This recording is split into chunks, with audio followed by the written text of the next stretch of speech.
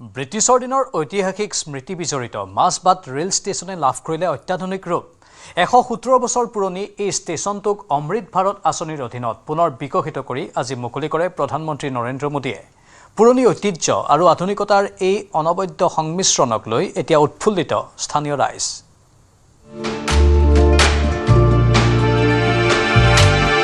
ব্ৰিটিছৰ দিনতে নিৰ্মাণ কৰা অসমৰ এটা ৰেল ষ্টেচন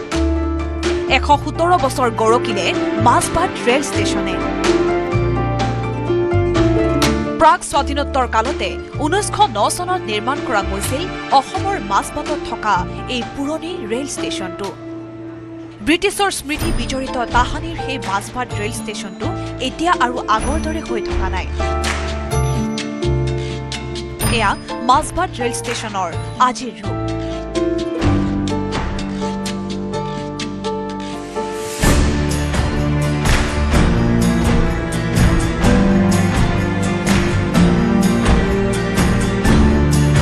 শতবৰ্ষ গৰকা ঐতিহাসিক মাছবাট ৰেল ষ্টেচনক পুনৰ বিকশিত কৰি সজাই তোলা হৈছে নৰূপত অমৃত ভাৰতে আজি নতুন চিনাকি দিছে এই ঐতিহাসিক ৰেল ষ্টেচনটো ১৯ কোটি ১৯ লাখ টকা ব্যয়েৰে পুনৰ বিকশিত কৰা মাছবাট ৰেল ষ্টেচনটো শুকুৰবাৰে পঞ্জাৱৰ জলন্ধৰৰ পৰা ভাৰ্চুৱেলি মুকলি কৰে প্ৰধানমন্ত্ৰী নৰেন্দ্ৰ মোদীয়ে এই অনুষ্ঠানত উপস্থিত থাকে ৰাজ্যপাল লক্ষ্মণ প্ৰসাদ আচাৰ্য মন্ত্ৰী চৰণ বড়ো মন্ত্ৰী নীলিমা দেৱী আৰু উত্তৰ পূব ৰেলৱেৰ মহাপ্ৰবন্ধক চেতন শ্ৰীবাস্তৱকে প্ৰমুখ্য কৰি স্থানীয় বহুকেইজন গণ্যমান্য ব্যক্তি আমাৰ মাছবাটবাসীৰ কাৰণে মোৰ কাৰণে খুব গৌৰৱৰ বিষয় খুব আনন্দৰ দিন আজি খুব ভাল পাইছোঁ আৰু এইখিনি দিয়াৰ বাবে মই প্ৰথমতে দেশৰ প্ৰধানমন্ত্ৰী সন্মানীয় নৰেন্দ্ৰ মোদী ডাঙৰীয়াক ধন্যবাদ যাচিছোঁ আশা ৰাখিছোঁ এইখিনি হোৱাৰ পিছত যিহেতু এটা নতুনত্ব এটা মডাৰ্ণ এটা ষ্টেচন হৈ গ'ল বহুতো সা সুবিধা ইয়াত আছে ইয়াত ভাল ৱেইটিং ৰুম আছে আমাৰ টয়লেট ব্যৱস্থা আছে টিকেট কাউণ্টাৰ খুব ভালকৈ আছে পাৰ্কিং ব্যৱস্থা আছে চাইল্ড কেয়াৰ ইউনিট আছে অমৃত ভাৰত আঁচনিৰ দ্বাৰা পুনৰ বিকশিত কৰা মাছবাট ৰেল ষ্টেচন হৈছে অসমৰ দ্বিতীয়টো ৰেল ষ্টেচন পূৰ্বে নগাঁৱৰ হৈবৰগাঁও ৰেল ষ্টেচনটো মুকলি কৰা হৈছিল পুনৰ বিকশিত কৰি মাছবাট ৰেল ষ্টেচনত থাকিব কেইবাটাও অত্যাধুনিক ব্যৱস্থা ১৯০৯ চনত প্ৰথমবাৰ মাছবাট ষ্টেচনৰ নিৰ্মাণ হৈছিলে আৰু তাৰ পিছত ২০১৩ চনত যেতিয়া মিটাৰ গেজৰ পৰা ব্ৰড গেজলৈ ৰূপান্তৰিত হৈছিলে তেতিয়াও ষ্টেচনত কিছু কাম কৰা হৈছিলে কিন্তু এতিয়া নতুন যুগৰ বাবে ২০২৬ চনত এক অমৃত ভাৰত ষ্টেচন স্কিমৰ অধীনত এই ষ্টেচনটোৰ আকৌ পুনৰ নিৰ্মাণৰ কাম কৰা হৈছে আৰু ইতিমধ্যে কাম সম্পূৰ্ণ হৈছে যাত্ৰীসকলৰ সুবিধাৰ বাবে ৱেইটিং হল এচি ৱেইটিং হল দিয়া হৈছে লগতে লাইটিং ব্যৱস্থা আৰু ইনফৰমেশ্যন ছিষ্টেমৰো ব্যৱস্থাখিনি কৰা হৈছে অসমৰ মুঠ ৫০টা ৰেল ষ্টেচনক পুনৰ বিকশিত কৰি তোলা হ'ব অমৃত ভাৰত আঁচনিৰ দ্বাৰা ইতিমধ্যে ২টা ৰেল ষ্টেচন মুকলি কৰা হ'ল পৰৱৰ্তী সময়ত ৪৮টা ৰেল ষ্টেচন সামৰি লোৱা হ'ব এই আঁচনিৰ অধীনত पूरे भारतीय रेल में 1309 स्टेशन का अमृत भारत स्टेशन डिक्लेयर किया गया था उसमें से 261 स्टेशन पहले कंप्लीट हो चुके हैं आज 75 स्टेशन कंप्लीशन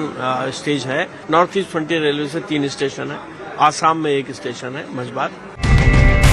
মাছবাট ৰেল ষ্টেচনৰ জৰিয়তে স্থানীয় লোকসকলকো স্বাৱলম্বী হোৱাৰ পথ মুকলি কৰি দিছে উত্তৰ পূব সীমান্ত ৰেলৱে ষ্টেচনত বিভিন্ন বিপণী স্থাপনৰ ক্ষেত্ৰত অগ্ৰাধিকাৰ দিয়া হ'ব স্থানীয় লোকসকলক পুৰণি ঐতিহ্য আৰু আধুনিকতাৰ সংমিশ্ৰণেৰে মাছবাট ৰেল ষ্টেচনে আজি সোঁৱৰাই আহিছে ভাৰতীয় ৰেল ইতিহাসৰ স্বৰ্ণিল যুগৰ কথা ভিডিঅ' জাৰ্নেলিষ্ট সঞ্জয় ডেকাৰ সহযোগত Bishnu Saikia report news 18 Assam North east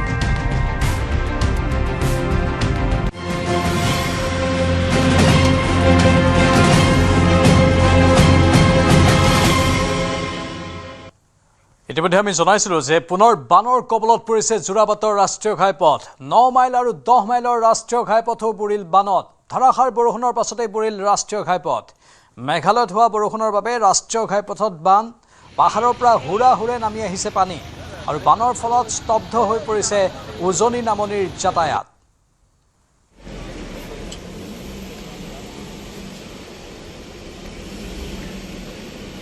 আমাৰ সতীৰ্থ মৌচম আছে লাইভত মৌচম এই মুহূৰ্তত যোৰাবাটত পুনৰ অবৰ্ণনীয় পৰিস্থিতি আপোনাৰ পৰা সবিশেষ জানিব বিচাৰিছোঁ হয় প্ৰাঞ্জল, কিছু মুহূৰ্তৰ আগলৈকে যোৰাবাটৰ উৰণ সেতুৰ তলত কৃত্ৰিম বানৰ সৃষ্টি হৈছিল আৰু তাৰ বাবে দীৰ্ঘ সময় ধৰি যান বাহনসমূহ আবদ্ধ হৈ পৰিছিল। কিন্তু বৰ্তমান যি পূৰ্বৰ যি কৃত্ৰিম বানৰ সৃষ্টি হৈছিল, যাৰ ফলত উৰে নিশা ৰাষ্ট্ৰীয় ঘাইপথত যাত্ৰীসমূহ আবদ্ধ হৈ পৰিছিল, তাৰ ফলত পাছতে আচলতে সক্ষম হৈছিল প্ৰশাসন আৰু নলাসমূহ চাফা কৰিছিল। কিন্তু তাৰ পাছতো নলা ভৰ্তি হৈ কৃত্ৰিম বানৰ সৃষ্টি হৈছিল যোৰাবাটৰ এই উৰণ সেতুৰ তলত 9 মাইল 10 মাইল আদি অঞ্চলত, যাৰ বাবে ৰাষ্ট্ৰীয় ঘাইপথত পানী হৈছিল। কিন্তু নলাসমূহ চাফা কৰাৰ পাছত পানী সোনকালে আচলতে এই স্থানৰ পৰা ওলাই গৈছে। তাৰ পাছত এই বোকা সদৃশ পৰিৱেশৰ সৃষ্টি, বোকা আৰু বালিয়ে পুতি পেলাইছিল এই যোৰাবাটৰ এই উৰণ সেতুৰ তলৰ অংশ। আৰু যি ব্যৱসায়িক প্ৰতিষ্ঠানসমূহ আছে যোৰাবাটৰ মূল স্থানত, সেই ব্যৱসায়িক প্ৰতিষ্ঠানৰ কৰ্মচাৰীসকলে ওলাই আহি এই পথছোৱা বোকাসমূহ চাফা কৰাত লাগিছে বৰ্তমান। তেওঁলোকে চাফা কৰি আছে আৰু যি ক'ব লাগিব বোকা আৰু বালিৰে ভৰি পৰে যোৰাবাটৰ এই স্থান। আৰু আজিও তাৰ ব্যতিক্ৰম নহ'ল। ক'ব লাগিব যে এজাক মুষলধাৰ বৰষুণৰ পাছতে আচলতে যোৰাবাটৰ কৃত্ৰিম বান সমস্যা দীৰ্ঘদিনৰ পৰা ভুগি আছে। তাৰ পাছত আচলতে প্ৰশাসনে কিছুদিন পূৰ্বে হোৱা যি কৃত্ৰিম বানৰ ফলত উৰে নিশা যাত্ৰীসমূহ বা উজনি নামনি যাতায়াত কৰা লোকসকলে আচলতে বিপৰ্যস্ত হৈ পৰিছিল। আচলতে বৰ্তমানে দেখুৱাইছো উৰণ সেতুৰ ওপৰেৰে যিসমূহ বাহন গুৱাহাটী অভিমুখে যাত্ৰা কৰিছে, সেইসমূহ বাহন বৰ্তমানো আগব পৰা নাই। দীৰ্ঘ সময় ধৰি তেওঁলোকে থাকিব লগা হৈছে, কিয়নো আচলতে জানিব পৰা মতে 9 মাইল 10 মাইল অঞ্চলত কৃত্ৰিম বান হৈছে, যাৰ ফলত গুৱাহাটীৰ পৰা যিসমূহ বাহন আহি আছে সেই দেখুৱাইছো উৰণ সেতুৰ তলেৰে আহিছে। কিন্তু উৰণ সেতুৰ ওপৰত বৰ্তমান যান-জঁট হৈ আছে, বৰ্তমানো বাহনসমূহ ৰৈ আছে। সমান্তৰালকৈ বোকা চাফা কৰাত লাগিছে হোটেলসমূহ বা ব্যৱসায়িক প্ৰতিষ্ঠানৰ মানে মৌচম, কৰ্মচাৰীসকলে। উৰণ সেতুৰ তলৰ অংশতকৈ 9 মাইল 10 মাইলত আজি পানী বেছি হৈছে নেকি? হয় নিশ্চয় প্ৰাঞ্জল, উৰণ সেতুৰ যি যোৰাবাট উৰণ সেতুতকৈ আগতে আচলতে ইয়াত এই স্থানতকৈ পূৰ্বতে আচলতে যোৰাবাটৰ 9 মাইল 10 মাইল অঞ্চলত কৃত্ৰিম বান অধিক ভয়াৱহ ৰূপ লৈছিল। মেঘালয়ৰ পৰা বৈ অহা পানীয়ে আচলতে ভৈৰৱ কিছু মুহূৰ্তৰ ভিতৰতে আচলতে যি নদী সদৃশ পৰিৱেশ সৃষ্টি হৈ গৈছিল ৰাজপথছোৱাত, তাৰ ফলত আচলতে যাতায়াত